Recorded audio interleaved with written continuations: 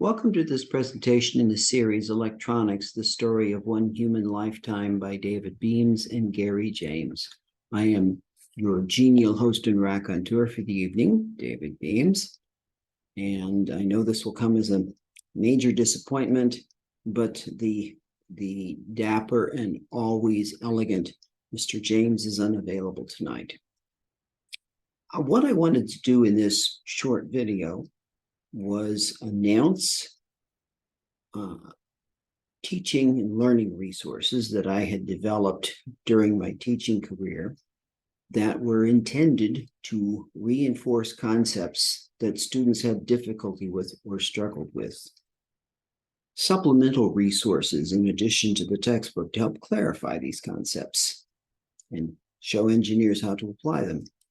In this particular case, the resources I'm talking about will be for the phasor transform and the Fourier series.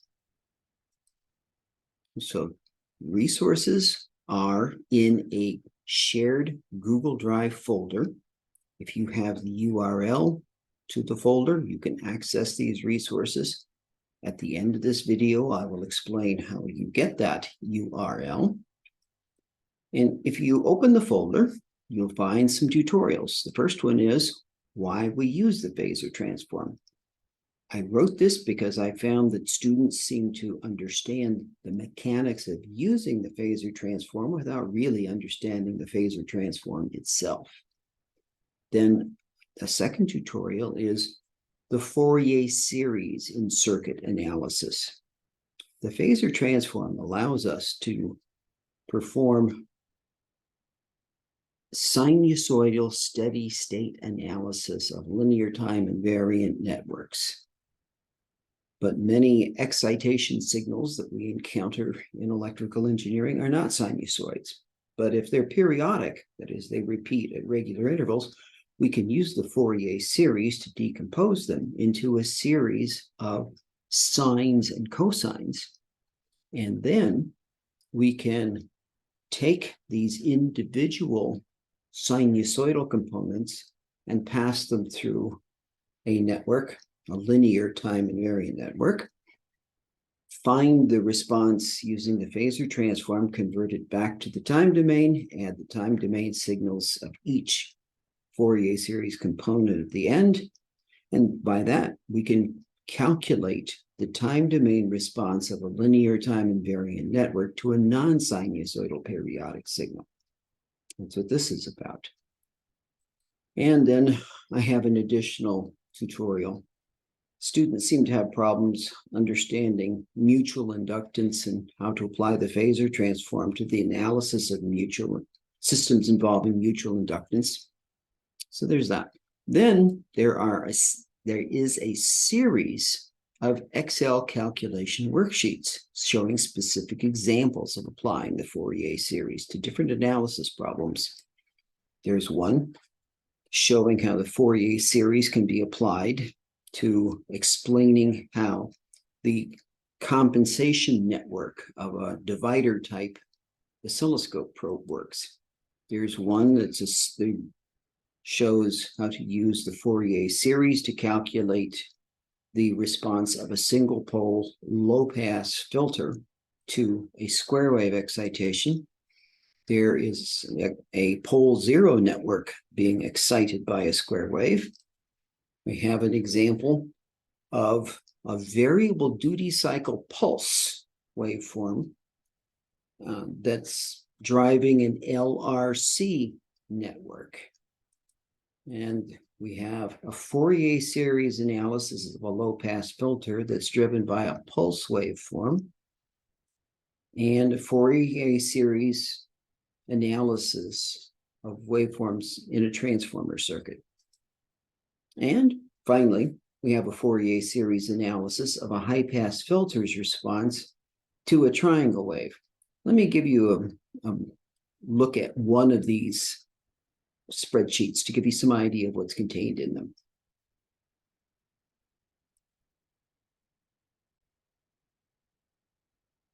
This is one of those Excel spreadsheets. This one is calculating the response of a single time constant low pass filter to a pulsatile waveform. And this worksheet has two tabs, calculations and waveforms. It's just currently it's the excitation parameters are a 1 kilohertz pulse from 0 to 5 volts with 50% duty cycle. In other words, it is a square wave from 0 to 5. We've calculated the Fourier series components here, and this column allows you either to include that component or exclude it from the calculations. Let's take a look.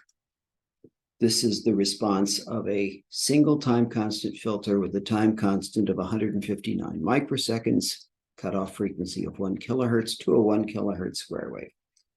Well, what happens if I want to, let's say I make it instead of a 50% duty cycle, let's make it a 20%. Change that to 2/10. And you see what it does to the waveforms. The input waveform, which is constructed from the Fourier series of the pulse waveform, and the response calculated by means of the phasor transform and the Fourier series.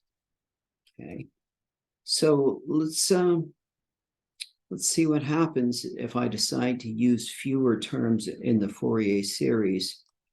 So let's leave, let's say the ninth term, the ninth harmonic is the last one. I can do so by clearing these cells, removes those components from both the input and output, and you can see the representation of the pulse waveform is not as good with fewer terms. But anyway, let me add those terms back in.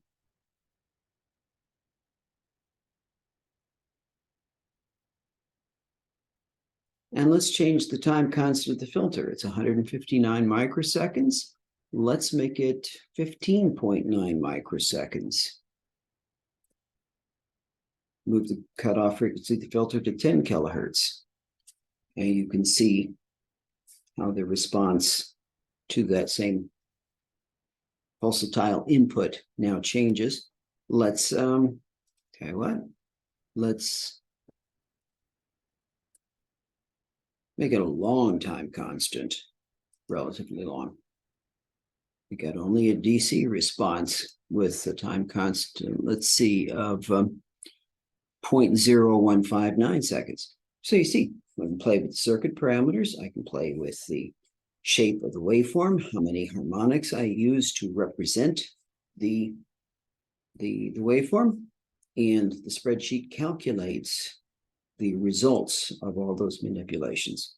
So I have spreadsheets available for these multiple scenarios that allow you to do things like this and explore the behavior of the Fourier series.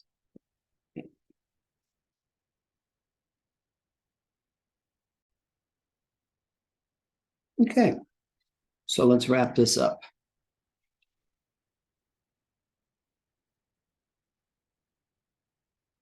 The link will be in the video description that accompanies this video on YouTube. And if you find the resources that are being made available here, if you find them useful or informative, then leave a comment, let us know. And appreciate your visiting with us. Keep those cards and letters coming, and we'll see you soon in another video.